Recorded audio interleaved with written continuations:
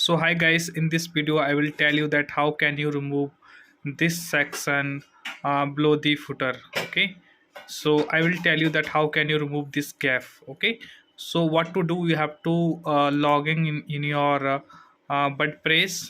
Okay, and when you will click here, so what to do, you have to wait.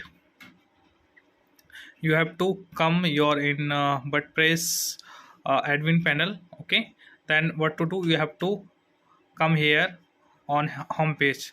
Here you will see option for edit. You have to click here. Okay, and when you will click here, then you have to click here. Okay, and this is the Astra settings. When you will click on this button, then you have to come uh, uh, you have to come down and see here disable elements.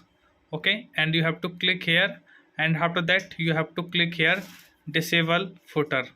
And when you will click here on disable footer, and after that you have to do this save. When you will do save, then after that you will refresh this page, then you can see that extra gap has been removed. So guys, please like my video and subscribe my channel, and please guys do like for my video, and thank you for giving me time in my video, and have a good day.